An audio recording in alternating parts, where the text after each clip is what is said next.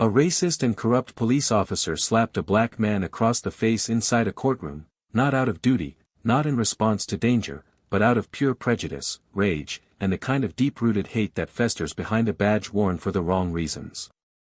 She didn't just cross the line, she shattered it, in front of a judge, a room full of lawyers, reporters, and citizens who had come expecting justice but witnessed something far from it.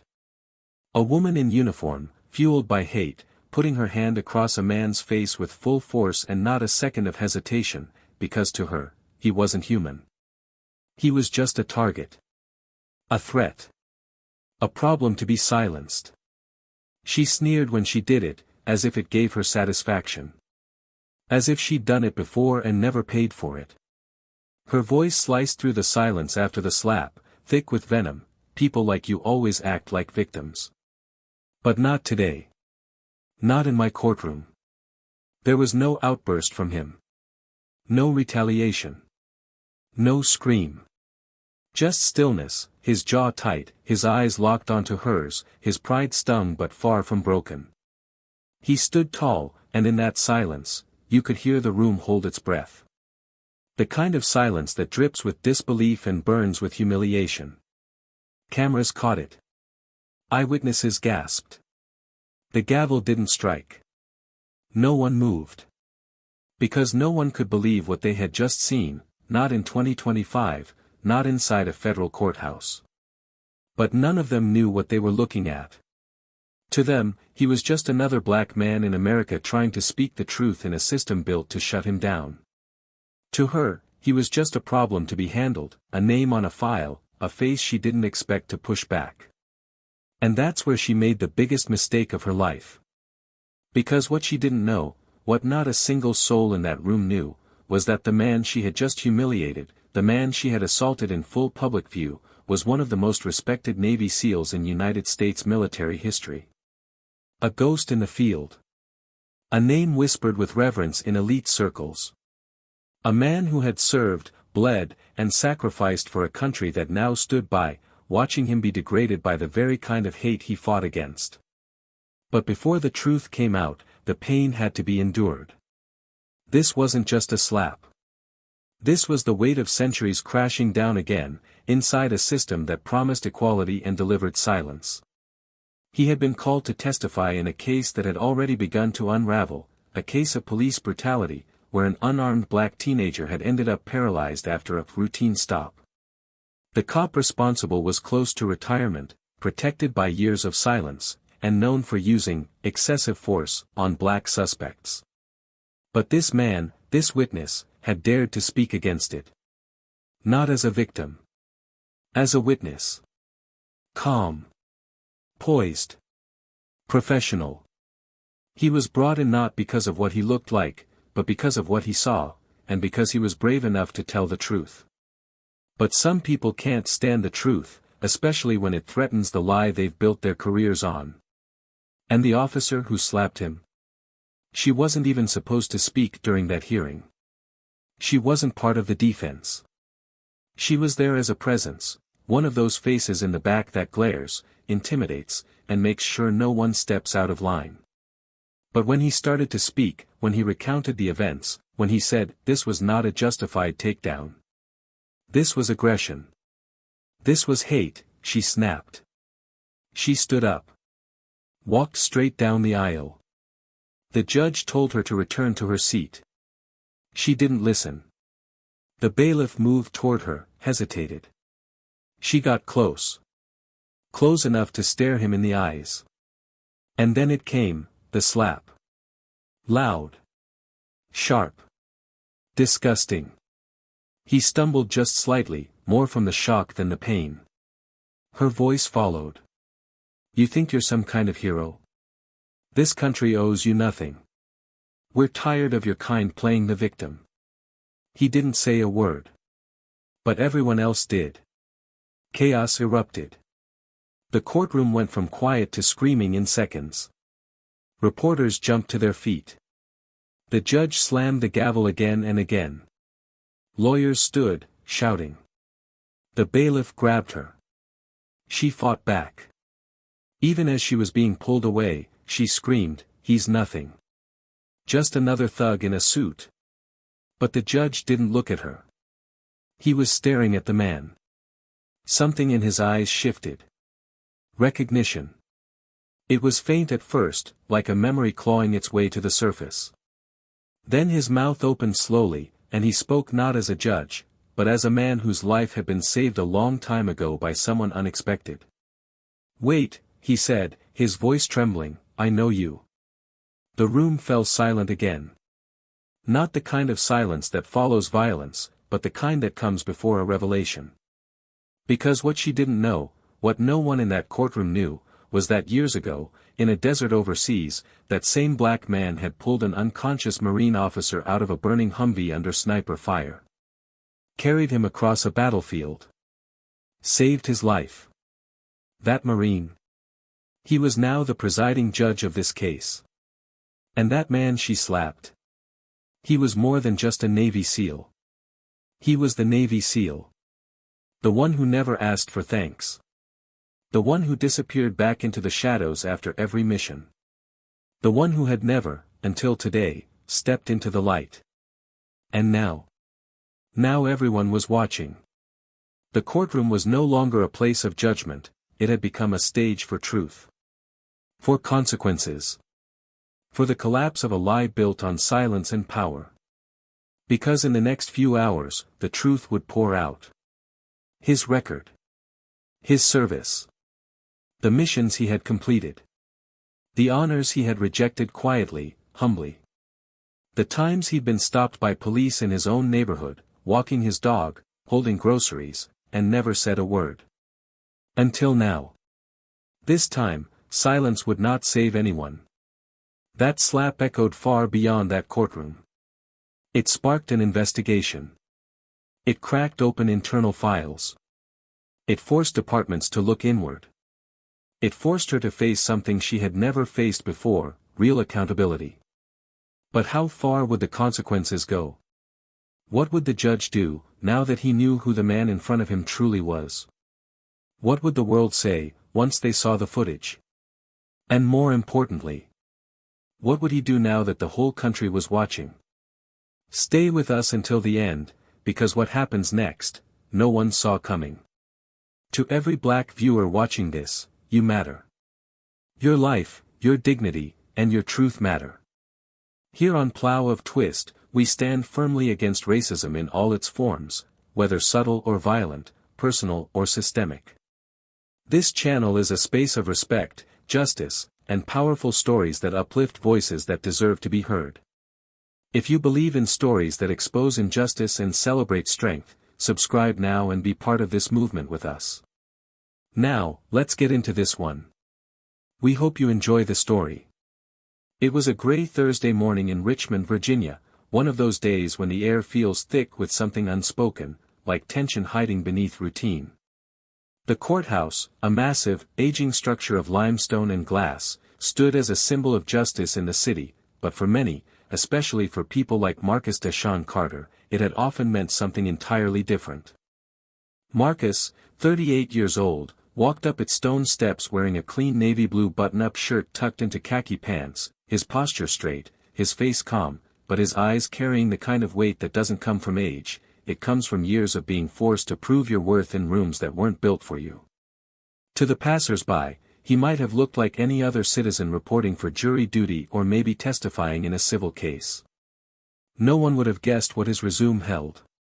That's how Marcus preferred it. He didn't wear who he was like a badge. He wasn't one for boasting or seeking recognition. Even those closest to him rarely got more than a shrug when asking about his years in the military. But what no one knew this morning, not the guards checking IDs at the front, not the bailiffs, not the judge, and certainly not the officers gathered for the trial, was that Marcus Carter was one of the most highly trained Navy SEALs to ever serve in modern U.S. military history. A veteran of multiple Black Ops missions across 3 continents, a man who'd been dropped behind enemy lines more times than he could count, and who had walked away from each mission without needing to say a word. His presence in that building today wasn't about his past, though. It was about something much more immediate, much more painful, the truth. Marcus had been called as a witness in a case that had started to make quiet waves across the city, the trial of Officer Raymond Clancy, a decorated white officer charged with using excessive force that left a 17-year-old black student paralyzed from the waist down after a late-night stop. The body cam footage was inconclusive.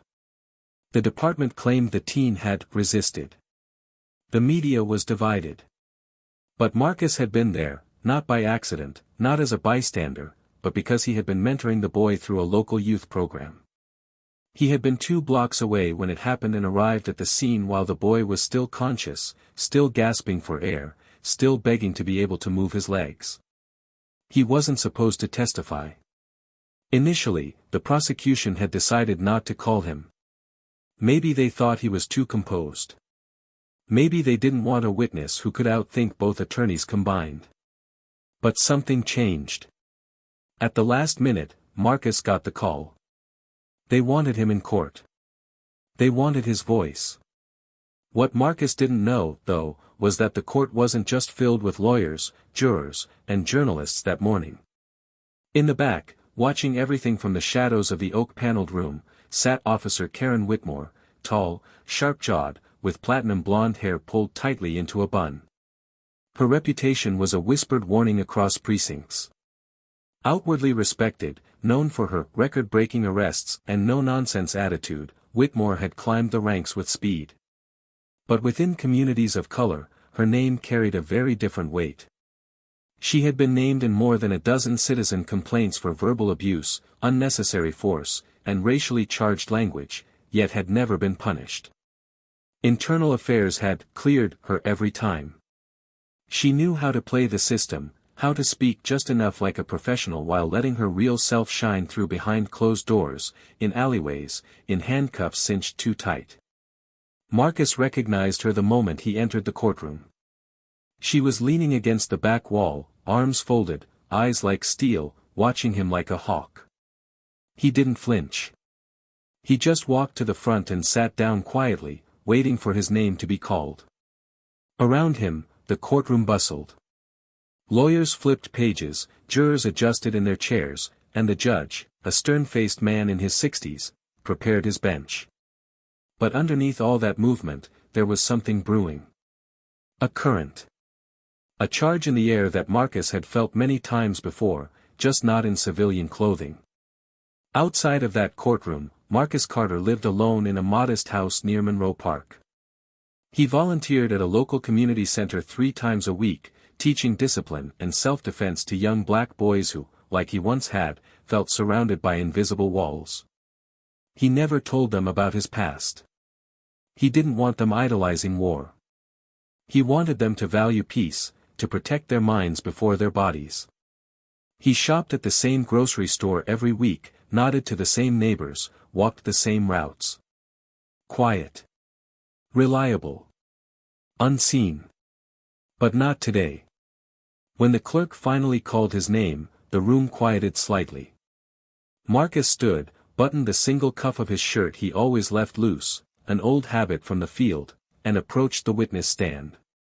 The prosecutor gave a polite nod. The defense attorney barely looked up. The judge raised an eyebrow. And Officer Whitmore? She leaned forward ever so slightly, narrowing her eyes like a predator clocking a shift in the wind. What followed in those next minutes was simple, at least on the surface. Marcus spoke with clarity. He explained where he had been that night, what he had seen, the way the boy's body was limp before backup arrived. He described the officer's expression. The words exchanged. He answered every question with precision but never dramatized. He wasn't here for theater. He was here for truth. But the more he spoke, the more tension thickened in the room. The defense attorney grew visibly agitated. The judge began taking notes faster. And Karen Whitmore, she couldn't sit still. Her arms folded tighter. Her jaw clenched. Because Marcus wasn't supposed to be articulate. He wasn't supposed to sound educated, or brave, or unshakable. He was supposed to be emotional. Easy to dismiss. Easy to twist into another angry black man, in the transcript. But that wasn't happening. Marcus Carter was cutting through the room like a scalpel. And then, with one sentence, he shifted everything. He was asked if he believed the officer had used excessive force. He took a pause, glanced at the jury, then back to the judge. "I believe what I witnessed wasn't an arrest," he said. "It was punishment. And punishment is not justice." That was it. That was the moment Whitmore stood up from the back of the courtroom. She didn't speak at first. She just walked. Slowly, deliberately, right down the aisle. The prosecutor turned, confused. The judge looked up sharply. A bailiff moved forward. But she didn't stop. She approached the witness stand, eyes burning into Marcus. He didn't move. He didn't blink. "Punishment," she said, voice loud enough to silence the room. "You think you know anything about justice?" The judge ordered her to sit down. She ignored him. "You come in here, dressed like you belong, talking like you matter," the bailiff tried again. She brushed him off. "You people think if you talk calm, wear a shirt with buttons, you can lecture us on right and wrong?" And then it happened. Her hand rose. And it struck. The slap echoed off the wood walls like a rifle shot. Gasps filled the room. The judge shouted. The attorneys jumped. The bailiff grabbed her arm. But she didn't look away. She stared at Marcus like she had just proven something. "You're not a hero," she spat. "You're just another mouth that needs shutting." Marcus didn't flinch. His hand rose slowly to his cheek. Not out of pain. Out of principle. He straightened his posture, turned toward the judge, and said nothing. The courtroom exploded. But in the center of that storm, Marcus Carter stood still. What no one knew, what not one single person in that room knew, was that the man who had just been struck wasn't just a witness. He wasn't just a mentor. He wasn't even just a veteran. And when the judge's memory caught up to his eyes, when he whispered the words, "Wait. I know you," everything began to change. Because a storm was coming. And this time, it wasn't Marcus who would be silenced. It was the system that had tried to bury him. And Karen Whitmore. She was about to learn what justice really felt like. Oh ChatGPT-Ds, the courtroom remained frozen for a few seconds longer than anyone was comfortable with. The slap still echoed, not in the walls but in the minds of everyone present. It had not been a spontaneous reaction, it was calculated, vicious, and personal. Yet no one moved fast enough. Marcus Carter had not reacted with violence, not with outrage, not even with words. And that stillness, that restraint, was what unnerved the room the most. People expect retaliation. They prepare for it. But they don't know what to do with unwavering composure, especially when it's wearing a face they'd rather not see in that position of power. The bailiffs finally pulled Officer Whitmore back, whispering frantic apologies and half-hearted warnings in her ear as she was escorted toward the hall. She didn't resist. She didn't need to. In her mind, she had made her point. Her chin lifted, defiant, as if daring anyone in that courtroom to challenge what she had just done. And the fact that no one immediately did, no one except for the judge, was a wound that would fester in Marcus far deeper than any slap ever could. The judge's voice finally broke through the noise, demanding order, his gavel slamming like thunder.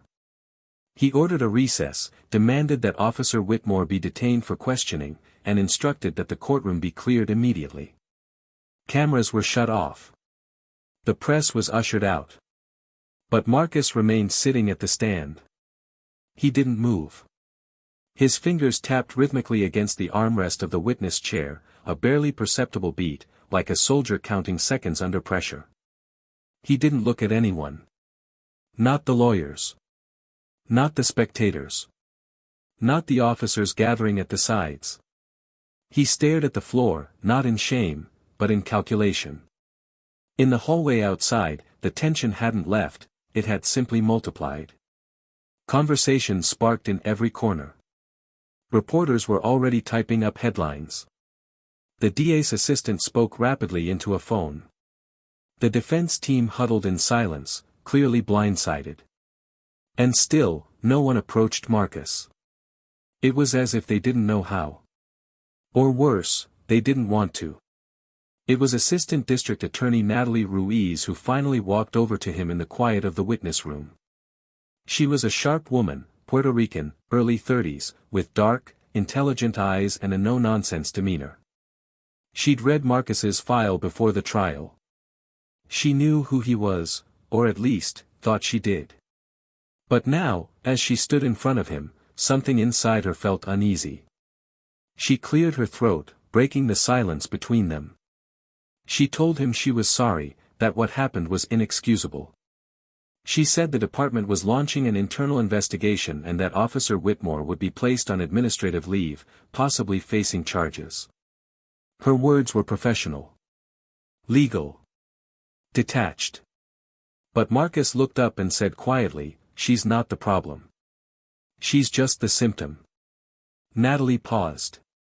Something about the way he said it, measured, controlled, like a man who'd seen too much of this before, cut deeper than she expected. She asked him if he wanted to press charges. He shook his head. Then she asked why. He paused again, looked at her longer this time. "Because that would make this about me," he said.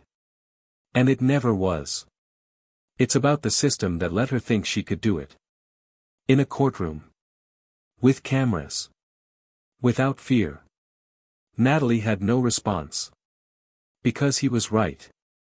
Over the next few hours, Marcus stayed in the courthouse while statements were taken. Security reviewed the footage.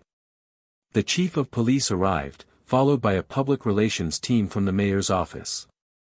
Everything was happening behind doors, but the noise leaked through. People arguing. Voices raised. The sound of panic dressed up in professionalism. Back in the witness room, Marcus sat alone. Not in fear. In reflection. His phone buzzed again and again. Friends. Former students. The community center. News outlets. But he didn't answer. Not yet.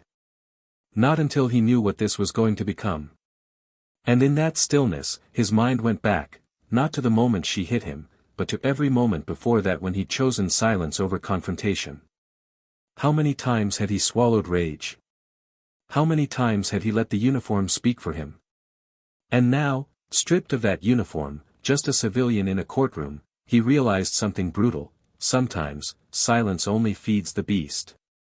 Meanwhile, on the other side of the courthouse, Officer Karen Whitmore sat in a secured room, arms crossed, no regret in her expression. She argued that she was provoked. That Marcus had been performing. That he'd made eye contact with her on purpose, as if challenging her authority. She claimed he had a history she was sure would surface. The internal affairs officer taking her statement didn't respond to any of her claims. He just let her talk. Let her unravel. Because they were already pulling her file. Already connecting the dots. Already realizing that this time, it wouldn't go away quietly. But Karen didn't believe in consequences. She had dodged them her whole career. She didn't think this would be any different. That night, as the news cycle spun out of control, Marcus's face was everywhere. Screens. Phones. Social media. People who had known him for years were just now learning who he really was. And those who didn't know him at all were beginning to rally around what he had become, a symbol. Not of victimhood. But of quiet defiance. Of restraint with power behind it. Videos of the slap circulated. Hashtags emerged. Civil rights lawyers issued statements. Even veterans began to speak up, recognizing him, validating him. He didn't ask for any of it. He didn't need validation. But he knew what it meant. This time, people were watching. And that changed everything. At the precinct the following morning, something unprecedented happened. An anonymous leak from within the department revealed a series of internal complaints against Officer Whitmore that had been buried. Body cam footage mysteriously disappeared. Witness testimonies never followed up. Names of young black men, injured, arrested, silenced. And suddenly, what was once a singular incident became a pattern, a web of abuse with Karen Whitmore at its center. By midday, the police chief called a press conference. He gave the usual rehearsed statement: "We take these matters seriously, we will conduct a thorough investigation," but the public wasn't buying it anymore. Not when Marcus Carter's silence was louder than their words. Later that evening, Marcus met with Natalie Ruiz again. This time not in a courtroom. In a quiet office, away from the cameras. She told him things were moving fast. That the judge had requested a private meeting with him. That people were starting to ask questions about his past, questions she couldn't answer. She looked at him, carefully, then asked the question no one had dared to ask yet. "Who are you, really?" Marcus didn't smile. He didn't shift in his seat. He just looked at her, level. "I served," he said simply. "I served a long time. Did things that don't have names. Brought people home who were never supposed to survive. And when I came back, I didn't ask for medals. I asked for peace." Natalie leaned back. There was something unshakable in his presence, something that made every accusation against him crumble before it even formed. She told him the judge recognized him. That something had shifted after he left the stand. That there might be more coming. And then she asked if he was ready. He said he had been ready for years. As she left the room, she turned back and said, almost as an afterthought, "She's not going to walk away from this." Marcus nodded, slowly. "She already has. For years. This time, she runs." And as he stepped outside into the cool night air, watching reporters clustered like sharks near the courthouse entrance, something inside him clicked. The story was no longer about one slap. It was about all the ones before it. All the silence. All the fear. All the nights people prayed they'd make it home alive from nothing more than a traffic stop. He had a choice to make now. Stay quiet. Or speak. And somewhere inside the courthouse, the judge sat in his chambers, staring at a dusty file pulled from a locked cabinet. A photo. A field report. A list of names. One of them highlighted. Marcus Carter. He whispered the name again, this time with reverence. Something was coming. Something no one expected. And when it arrived, it wouldn't knock. It would kick the door down. The following morning, the courthouse looked different. Not because of any renovation or shift in sunlight, but because of what had been exposed, because of what the people outside now knew. The crowd had doubled, then tripled. Protest signs danced in the wind, journalists lined up early, and patrol officers formed a human wall along the stairs. Yet there was no riot, no violence, just a collective energy pressing toward the building as if willing it to confess something. Inside, tension coated the walls like a second layer of paint. The air was heavier. People whispered softer. It was no longer just a trial, it had become something else. Something bigger. Marcus arrived early, just before the doors opened to the public. He entered through a side corridor this time, led by court security who, suddenly, regarded him differently. They nodded slightly, moved aside with a respect that hadn't been there before. Not because they feared him, because they had started to understand who he really was. That shift wasn't loud, but it was visible. People look at you differently when they realize the ground you've walked. And Marcus. Marcus walked like a man who'd seen hell and kept walking. Inside the judge's chambers, the room was quiet but far from calm. The judge stood by the window, hands behind his back, a folder tucked under one arm. His eyes tracked the gathering crowd below, but his mind was far away, in desert heat, in burning vehicles, in memories he tried to bury under years of paperwork and routine. When Marcus stepped in, the judge didn't turn right away. He just said quietly, "You pulled me out of fire once. Car was upside down. Half my squad was gone." Marcus said nothing at first. He simply waited. The judge continued, his voice low, "I never saw your face until now. I never knew your name. But I remember your hands. You were bleeding. Still lifted me like I weighed nothing." Finally, he turned to face him. "I owe you more than my life, Mr. Carter. I owe you my conscience. And that's why I'm telling you, today, things are going to change. I won't let this courtroom become another lie." Marcus met his eyes, steady. "I didn't come here for payback. I came because someone had to tell the truth."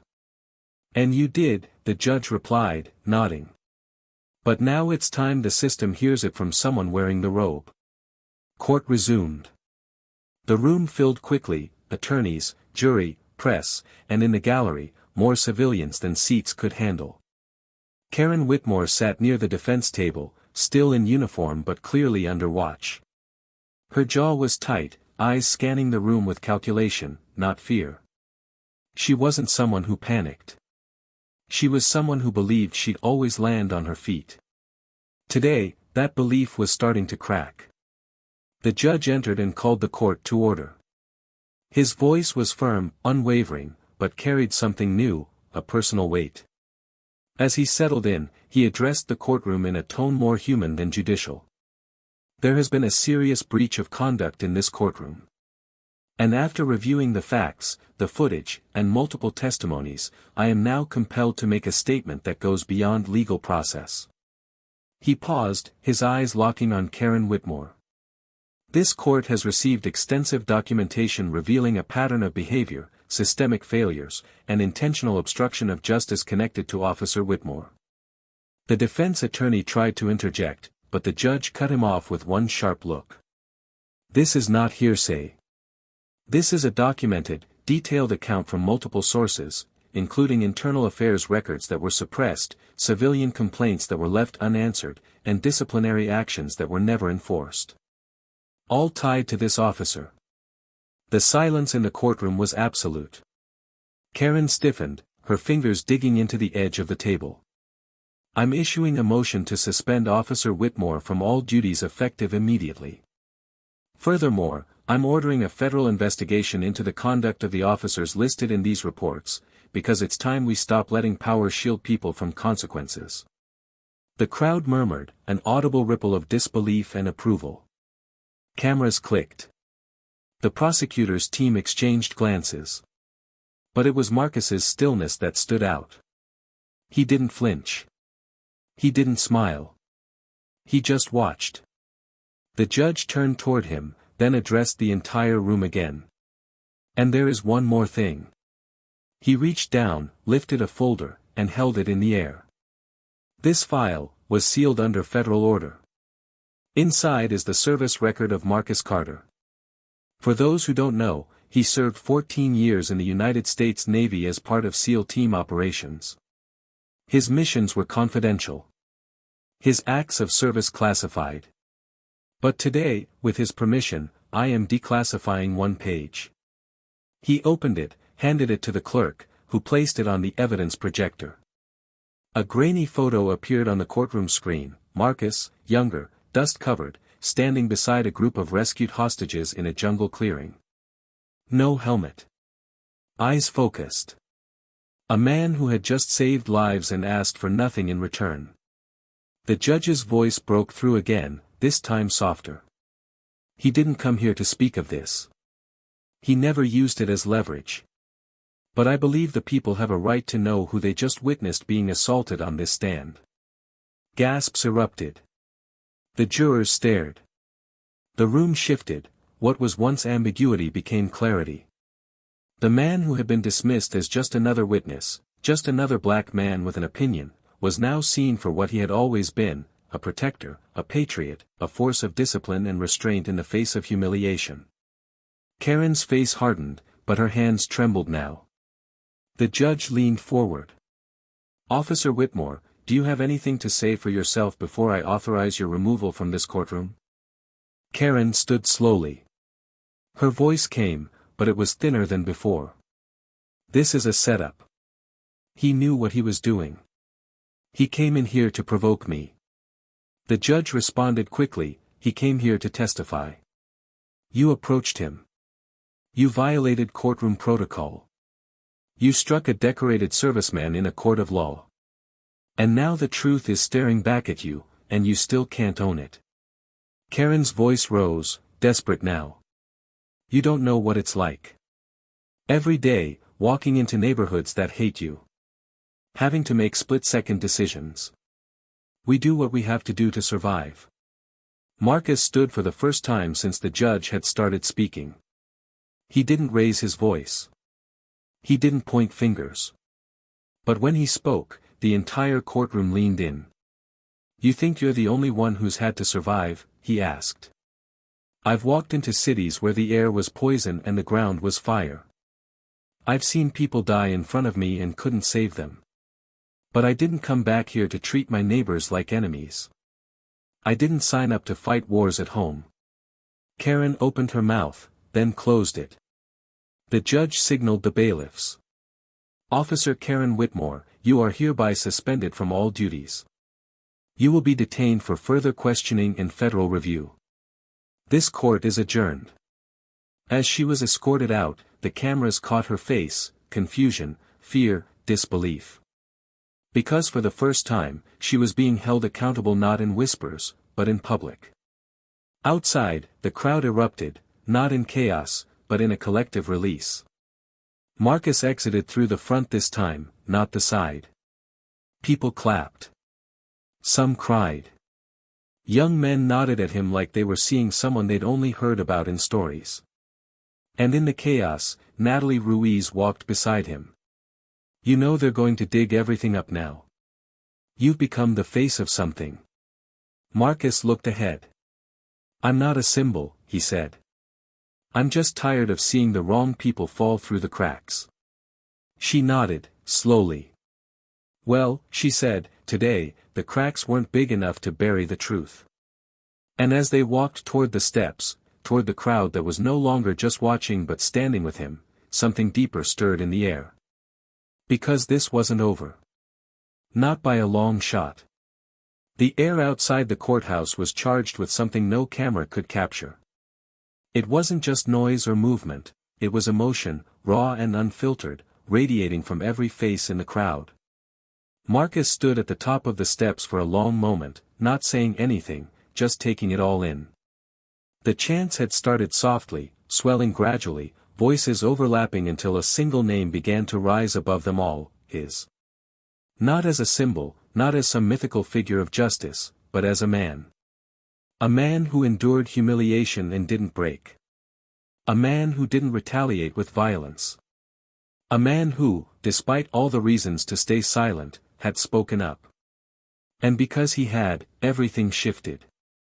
Natalie stood beside him, shielding her eyes from the sunlight as she looked over the mass of people stretching across the courthouse lawn and spilling into the surrounding streets. She had seen protests before, felt the pulse of a crowd demanding justice, but this felt different. More focused. Less chaos, more clarity.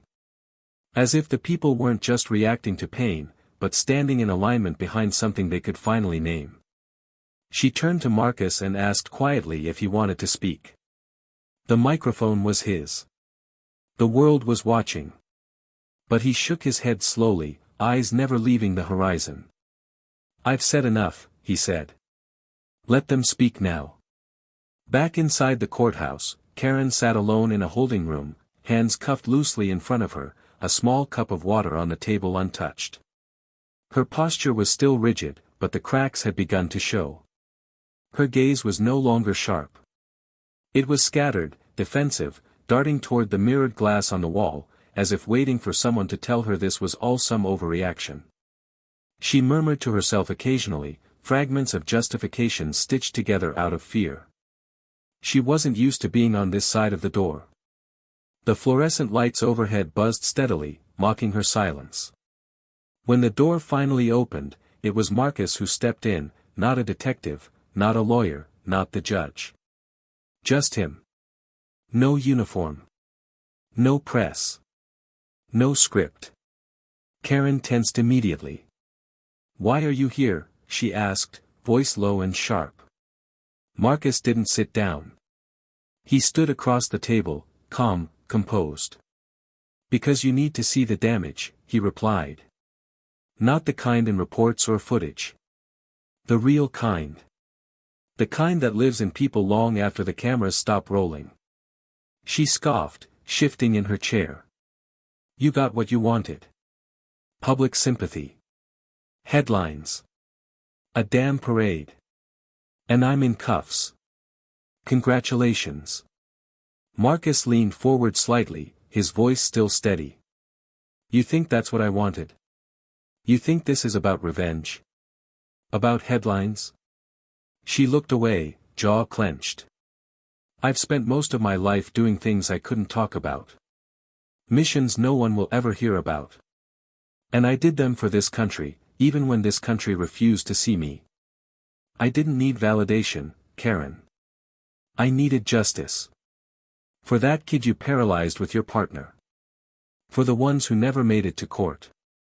For the ones who still believe the system works, even when it chews them up." Karen's voice cracked. "You don't understand what it's like out there. We're always outnumbered. Always targeted. I've seen partners shot because they hesitated. I've seen monsters hide behind children. I did what I had to do." "No," Marcus said firmly. "You did what you chose to do. And every time you saw someone like me, someone who didn't fit your idea of safety, you acted like the badge made you God. But it didn't. It just made your hate legal." Her eyes finally met his, something inside them flickering, defiance or desperation, it was hard to tell. "They trained us to be strong," she muttered. "To not take chances. To not second guess." Marcus nodded slowly. "They trained me too. To identify threats. To neutralize danger. But they also trained me to respect civilians, to protect innocent lives. You weren't trained wrong. You just chose what part of the training to follow." The door opened again, and Natalie stepped in with a federal officer. Karen was told she'd be transferred for processing and that a decision had been made to pursue formal charges, not just for the courtroom assault, but for obstruction, evidence tampering, and abuse of authority. She didn't respond. Just sat in place, motionless. Natalie turned to Marcus after she was escorted out. "You didn't have to come in here," she said quietly. "I know," he replied. "But I needed her to hear it. Not from a judge. From someone she tried to destroy." The day moved quickly after that. Press conferences were held. Legal teams prepared for the storm of trials ahead. But Marcus never spoke to the media. He returned to his small home near Monroe Park, ignoring the requests, the interview offers, the book deals. He sat in his backyard with his dog, watched the wind move through the trees, and let silence return, not as a burden, but as a choice. Later that week, a group of young boys from the community center stopped by. They didn't say much, just handed him a framed drawing, his face in the middle, surrounded by smaller sketches of them. At the bottom, it said, "You make us feel safe." Marcus didn't cry. He just placed it on his wall, right next to the shadow box holding his seal trident. Meanwhile, in the judge's office, a new policy draft sat on his desk, proposals for better civilian oversight, a new complaint review board, more transparency for internal affairs reports. He had always believed the system worked. Now, he was working to make sure it could. And Natalie, she stayed late every night that week. Not because she had to, but because she couldn't forget the look on Marcus's face when he said silence only feeds the beast. She began reopening files, rereading dismissed complaints, pulling records that had once been ignored. Everyone had changed. Everyone had been forced to look inward. And the one man who asked for nothing had given them all something they didn't realize they needed, a reason to be better. But this wasn't closure. This was just the shift. The storm had passed, yes, but the clouds had left a mark. And as Marcus walked the streets of Richmond days later, dressed in nothing but jeans and a hoodie, people stopped him, not because he was famous, but because they finally saw him. A teacher. A protector. A man who chose dignity over revenge. And still, behind his eyes, the question lingered, the same one that lived in the minds of every person who had watched the footage, heard the testimony, or stood on those courthouse steps. How many more Marcus Carters are out there, silenced, dismissed, buried beneath lies, and what will it take for the world to listen before the damage is done? The days that followed moved differently, slower in some ways, yet heavy with the weight of aftermath. What had unfolded inside that courtroom was no longer confined to Richmond. It had spread across news cycles, hashtags, opinion pieces, late-night debates, and kitchen table conversations in homes that had once dismissed stories like Marcus's as exaggerated or isolated. But this time, it wasn't just a story of injustice. It was a story of revelation, of reversal, of quiet dignity refusing to be steamrolled by systems that thrived on silence. And now, people were paying attention. Still, for Marcus Carter, the hardest part wasn't over, not because he feared retaliation or attention, but because he now had to live in the tension between having made an impact and knowing it came at a cost that could not be undone. He spent most mornings walking, before the streets got busy, before people started pointing or stopping him for photos or shaking his hand with a level of reverence that made him uncomfortable. The sidewalk beneath his boots was the same as always, but his presence on it had changed.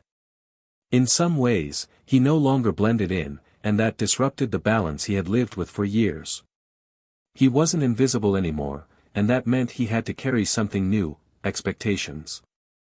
Expectations from the youth who now saw him as a living example of resilience. From the activists who needed him to validate their causes. From the press who hoped he'd slip, open up, or give them a quote they could headline. From the very city that had once overlooked him, and now demanded something more than his silence. But he wasn't a politician. He wasn't a preacher. He was just a man who had chosen the hard road of restraint when the world gave him every reason to explode. The justice system, meanwhile, found itself grappling with its own mirror. Internal investigations across multiple precincts had been reactivated.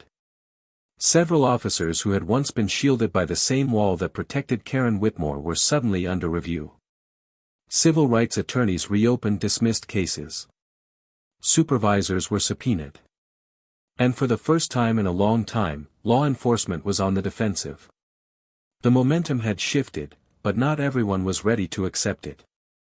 Behind the scenes, powerful figures tried to reframe the narrative, casting Marcus as an anomaly rather than a reflection of the problem.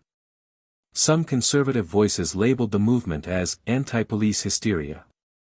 Others tried to discredit his military record, digging for flaws, inconsistencies, or any trace of dirt that could shake the ground beneath him. They found none. Still, their efforts weren't about truth, they were about control. But Marcus didn't flinch. He didn't answer their smears. He just kept walking, showing up at the community center, sitting with the boys who once barely met his eyes and now listened with the kind of focus reserved for superheroes. And yet, deep down, he wrestled with a quiet question: was this enough? The judge reached out to him privately one afternoon, requesting a meeting, not in his chambers, not through formal channels, but at a small coffee shop downtown where no suits or cameras could interfere. Marcus accepted, though he approached the encounter with caution. He wasn't sure what the judge wanted. Recognition? Closure? Validation for doing the right thing, finally? But when they sat across from each other, no pleasantries were exchanged. Just tired eyes, two men whose paths had collided through fate and fire, each holding more than they knew how to unload. The judge spoke first, his voice low but steady. He explained how the last few nights had kept him awake, flashes of the courtroom, Karen's face, Marcus's silence, the file from his military past. He confessed to once believing the system could heal itself if left alone, if given time. He admitted to brushing off certain complaints in the past, choosing to believe in the weight of the badge over the weight of the people crushed beneath it. Then he asked Marcus something he hadn't expected. He asked for help. He said the city was moving towards something big, reform, accountability, structural change, but that none of it would matter without someone like Marcus involved. Not as a spokesperson, not as a figurehead, but as a leader. Someone to sit at the table, to help rewrite policies, advise on ethics, hold people accountable in real time. The request landed hard. Marcus looked down at the table, fingers brushing the rim of his coffee cup. He had fought wars in places most Americans couldn't locate on a map, led teams into death zones and brought them back. He had been decorated, honored, and respected by some of the most elite forces in the world. And now he was being asked to go to war again, but this time with spreadsheets, policies, and power structures that didn't bleed when hit. He responded carefully. He said he believed in reform, but he wasn't sure if the same system that allowed Whitmore to rise could be trusted to genuinely change. He said that the pressure placed on people like him to both survive and fix the very structures that failed them was a burden not everyone understood. The judge nodded, quiet. There was no rebuttal. Just the recognition that maybe justice didn't end with a sentence, it had to live in the tension of what came next. That evening, Marcus sat in his kitchen, lights off, just the glow of the street lamps outside filtering through the blinds. He held a photo in his hand, one of his SEAL team, taken years ago in a compound somewhere in the Middle East. Everyone in the frame was smiling, arms thrown over shoulders, dirt and sweat caked on their uniforms, eyes gleaming with something close to purpose. Some of those men were gone now. Some never made it home. And he wondered, not for the first time, whether what he had returned to was worth the price of what he left behind. But then he remembered the boy from the youth program, the one who used to sit in the back of the room with his hoodie up and eyes glued to the floor, now walking with his head high, asking questions, leading warm-ups. And in that memory, Marcus found something that almost resembled hope. Elsewhere, Karen Whitmore sat in a county holding facility, stripped of her rank, her gun, her illusions. The media had moved on to the next scandal, but her world had shrunk to four walls and a bunk. She had refused to speak to press. Her attorney had withdrawn. And the only visitor she had received was her sister, who left after 10 minutes, angry and humiliated. In the silence, Karen was forced to confront herself. Not the version she sold to the academy or the badge, but the one that made her look at a black man with contempt instead of recognition. That version no longer had the power to control a room. It barely had the strength to survive the echo of its own actions. And so, in that quiet, a question began to take root inside her: had she ever actually known what justice was? Or had she only ever known how to wear its uniform? As Marcus prepared for a public forum scheduled by the city, a town hall meant to engage community voices in reshaping policing practices, he faced a new kind of anxiety. It wasn't about being seen. It was about being believed. He worried the crowd would look at him as just another talking head. He feared becoming a token, a symbol used to shield those unwilling to change. And yet, he knew if he didn't show up, someone else would fill that space, someone without his lived truth. So, he decided to speak. Not to persuade. Not to perform. But to remind people that justice isn't an institution. It's a practice. It's a commitment. And it begins not in policy, but in proximity. In knowing the names, hearing the stories, and refusing to look away when the truth makes you uncomfortable. That night, as he stood before a packed auditorium, filled with city officials, citizens, and officers alike, Marcus didn't speak of war. He spoke of home. Of walking through neighborhoods where kids flinch at the sound of sirens. Of parents who pray harder for traffic stops than they do for diseases. Of the silence that swallows grief when it's too familiar. And when he finished, there was no applause at first. Just stillness. A collective breath.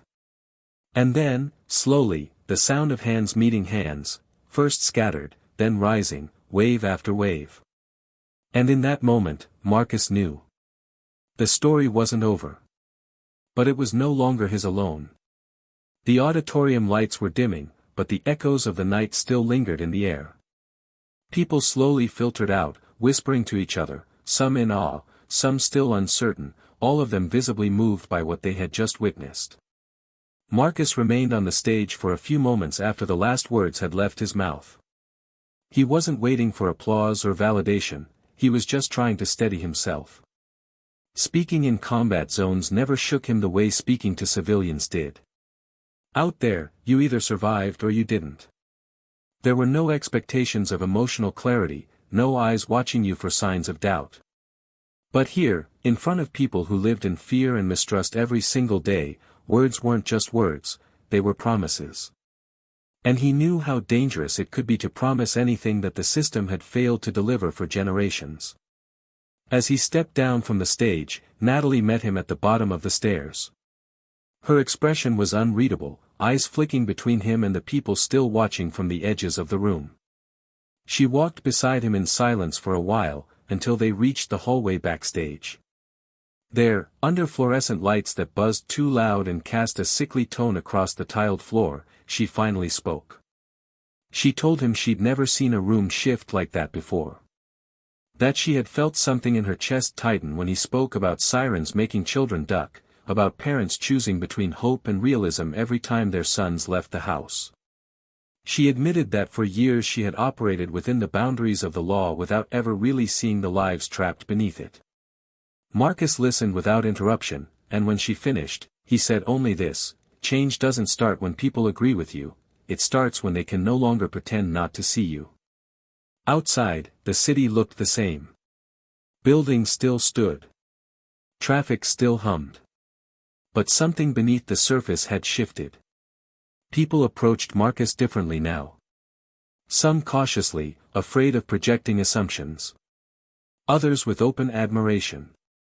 A few with resentment thinly disguised as skepticism. He expected it. He accepted it. He had never asked to be liked, only heard. And yet, amid all the praise and discomfort, one moment stuck out more than any other: a young boy, maybe 10, standing beside his mother in the parking lot. The boy looked at Marcus the way some kids look at astronauts or firefighters. The kind of look that says maybe that could be me one day. And when Marcus knelt to greet him, the boy didn't ask for a picture. He just said, "Thank you for not yelling. You made them listen without yelling." Marcus nodded slowly, his voice soft. Sometimes the loudest sound is the one you don't expect. Meanwhile, behind the guarded doors of the city's internal review board, the fallout from Karen Whitmore's exposure continued to unfold. Files were re-examined, cases reopened. A young black attorney named Elijah Hargrove, once a junior researcher in the district attorney's office, stepped forward with documents he had quietly collected over the past 3 years. Records of complaints rerouted, video footage mysteriously mislabeled, and statements from officers who had tried to speak up but were silenced or transferred. Elijah wasn't seeking fame. He just wanted the truth on record. His courage reignited momentum in the investigation, and slowly, the department's veneer began to crack. Karen herself, still in custody, had remained silent for days. No outbursts. No statements. But internally, something corrosive was happening.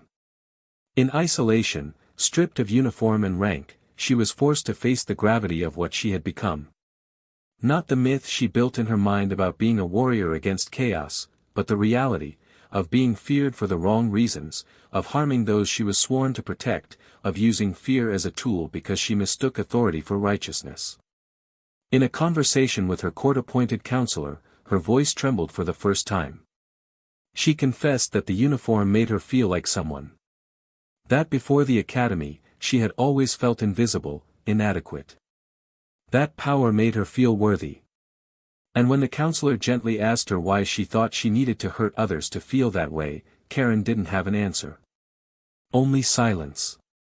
Back in Marcus's world, the pressure to continue growing into a role he hadn't asked for intensified. Meetings. Panels. Invitations to speak at universities and law schools. Even a suggestion from the mayor's office that he consider a position in a new civilian oversight committee. He attended a few, but each one left him feeling more distant from his center. He wasn't built for politics. He wasn't interested in playing games or trading influence. He told Natalie over dinner one night that he feared being molded into something palatable, something safe. A version of himself that made people feel good without making them uncomfortable. She told him that wasn't going to happen. That he'd already disrupted the pattern, and the only thing left to do was keep walking through the doors they once tried to keep shut. Later that week, Marcus received a letter in a plain envelope with no return address. Inside was a single sheet of paper. It was a typed message, short and unadorned. It read, "You may not remember me, but I remember you. My brother was on your team. He didn't make it home, but you brought him back anyway. Thank you for never letting silence be your legacy. We see you now. All of us." There was no signature. Just a moment of truth passed between strangers who had once shared the same grief from different sides of the world. As Marcus walked into the community center the next morning, one of the staff members handed him a printed flyer. A local school was organizing a day of remembrance for victims of police violence, and they had listed his name under the title, "Those Who Stood." He stared at it for a long moment before folding it gently and putting it in his jacket pocket. He didn't want to be remembered for standing. He wanted to be remembered for helping others rise. One of his students, Malik, pulled him aside during their workout and asked something unexpected. "Would you ever forgive her?"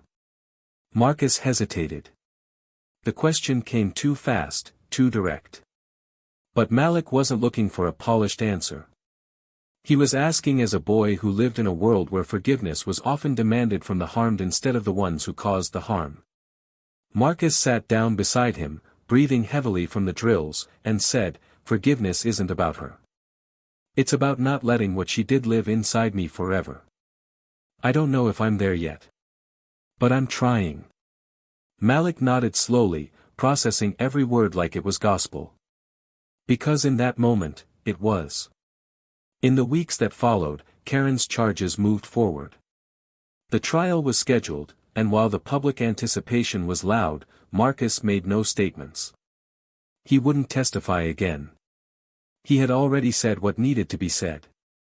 Now the system had to prove it could do more than react, it had to correct. He told Natalie he wasn't looking for a win. He was looking for change. And if the city couldn't deliver that, then all of this would have been just noise. She promised him, sincerely, that it wouldn't be. And yet, even as institutions shifted and policies evolved, Marcus knew that true justice didn't live in headlines or verdicts. It lived in sustained discomfort. In holding people accountable not once, but always. In building systems that didn't require heroes to expose their failures. He didn't want to be the last Marcus Carter to stand up and survive it. He wanted to be the reason others didn't have to anymore. As the chapter began to close on the public firestorm, he found himself back at the cemetery, standing quietly at the grave of a fallen teammate. He laid a small flag at the base of the headstone and said, not to the wind but to the ground itself, "I'm still here. Still fighting. Just a different war." And in that moment, for the first time in a long time, he felt peace. The early morning haze rolled over the city like a thin blanket, softening the edges of buildings and blurring the skyline into something quieter, more reflective. Marcus stood by the large windows of his living room, watching the fog as it clung to the trees and sidewalks, wondering how something so still could carry so much weight. The house was silent except for the subtle ticking of a wall clock, but his mind was anything but calm. The past weeks had moved with relentless speed, shifting everything around him, perspectives, relationships, even the way he saw himself.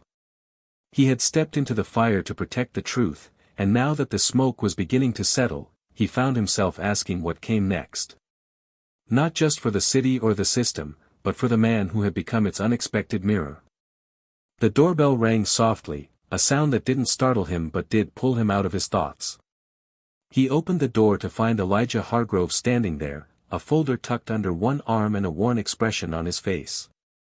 Elijah had become a familiar presence these days, relentless, sincere, determined in ways Marcus admired but also feared for.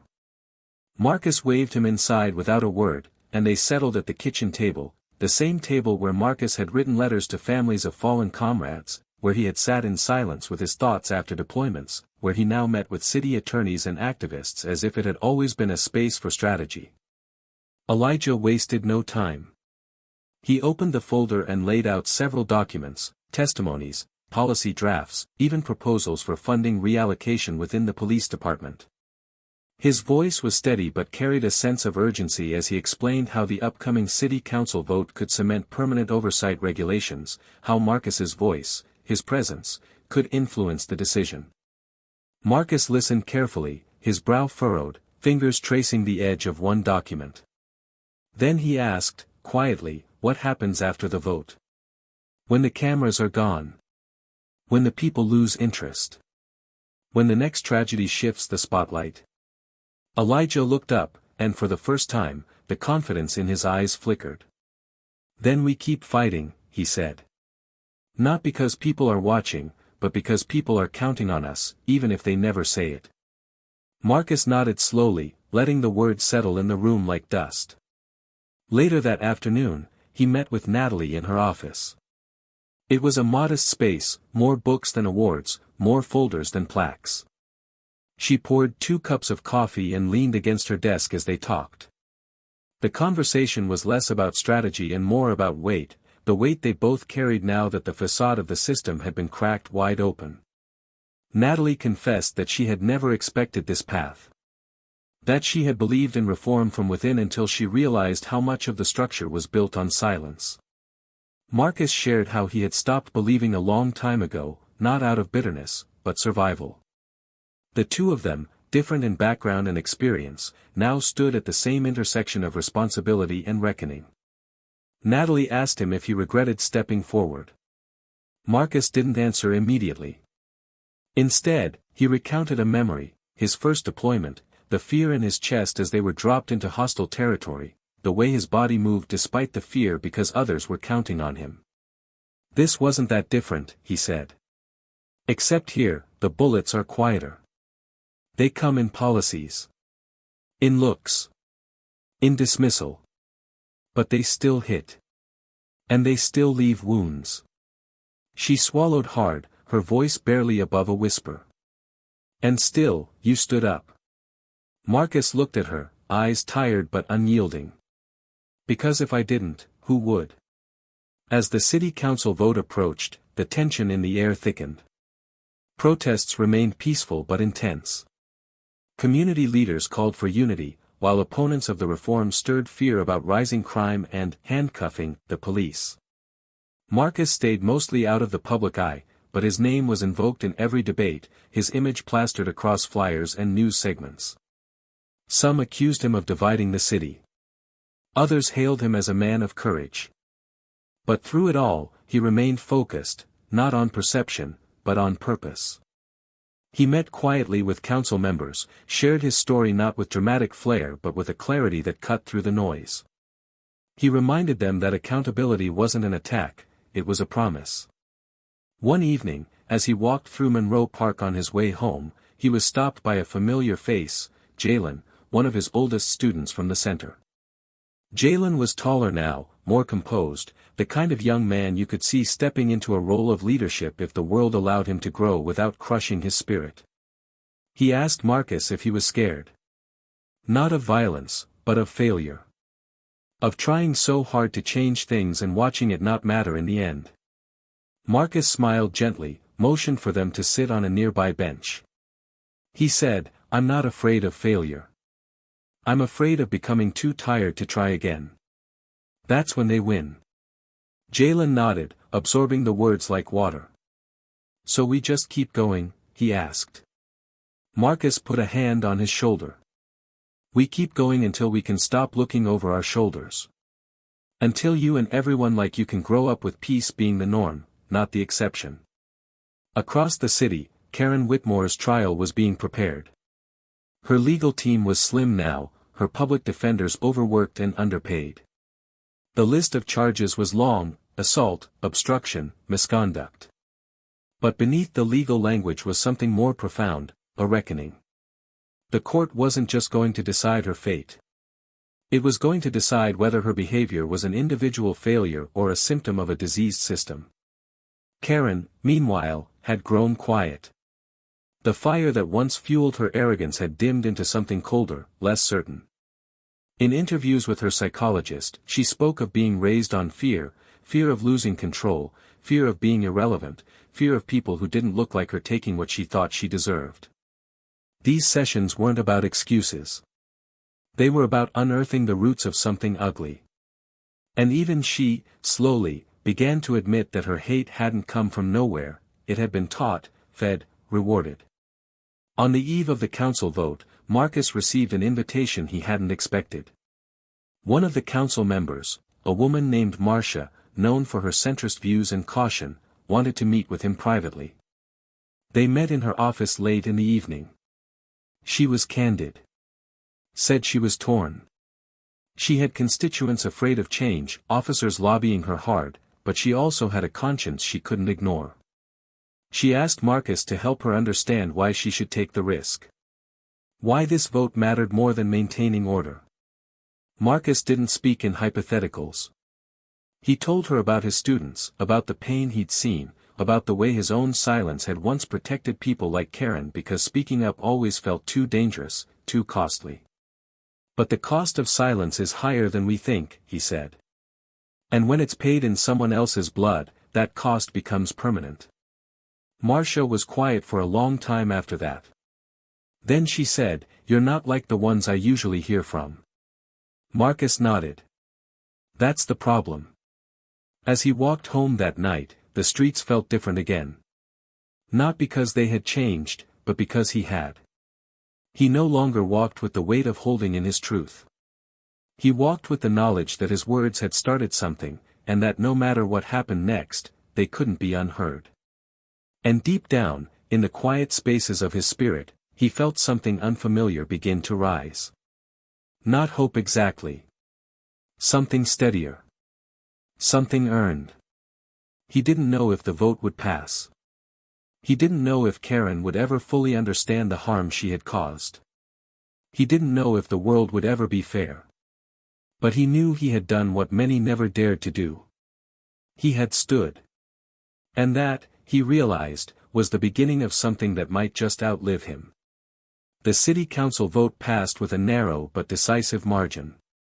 The chamber was packed that night, the tension so thick you could feel it settling into the seats and clinging to the walls. When the final count was read aloud, 7 in favor, 5 against, there was no eruption of celebration, just a slow wave of breath being released, like the city itself had been holding it for too long. Marcus stood in the back of the room, arms crossed, face unreadable.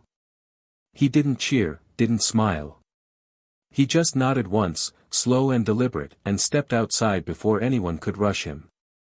For him, this wasn't the end.